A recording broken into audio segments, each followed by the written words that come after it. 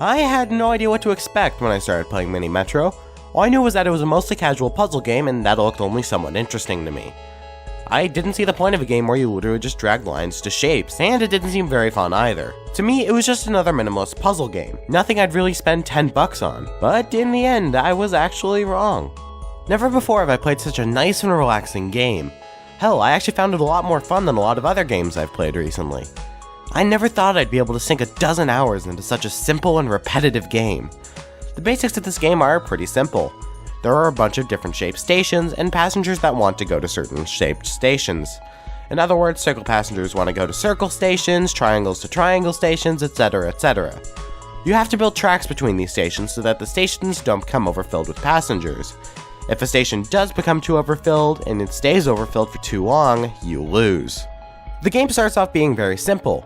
You're given 3 different stations of 3 different shapes and 3 different lines to build tracks on. But as the game goes on, more and more stations will appear that you have to link, leading to a very fast-paced and hectic game where you have to keep maximum efficiency on your Metro at all times. This may not sound very relaxing, but in reality the game does a lot to make itself more relaxing. One of the ways Mini Metro does this is by only putting a little music in the background and giving every action its own sound effect. Every time you build a track, you hear a note. Every time a new passenger arrives at a station, there's a sound. The list goes on. So it starts off sounding like this, eventually becomes its own little symphony like this. Here's the really interesting part.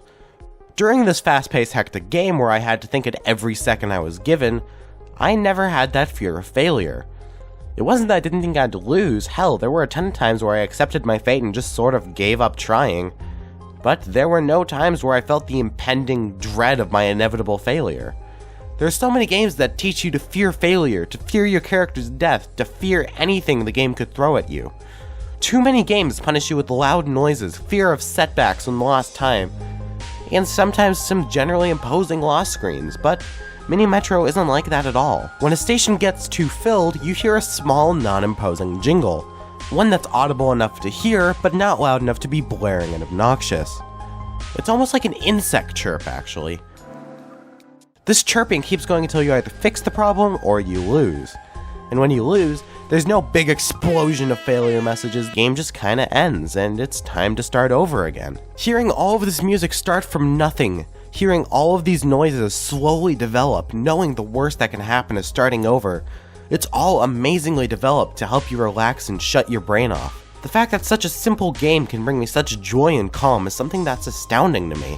Whenever I just want to chill for a bit, I play around in Mini Metro. Whenever I get home from a long day of school, it's time for another quick game of Mini Metro. The game is quickly becoming my biggest source of stress relief, and I'm happy for that fact. If you need a good game that you can play by just sitting down and shutting your brain off, I couldn't recommend Mini Metro enough. Just let the sound engulf you, and let your worries wash away. Hi, and thanks for watching. Sorry if I sound really nasally right now. I'm trying to push a video through before Overwatch comes out, and I'm congested, and it generally sucks. If you like the video, make sure to like and subscribe, and hell, maybe even check out a couple of my other videos seen below. Overall, thank you for watching, and have a wonderful day.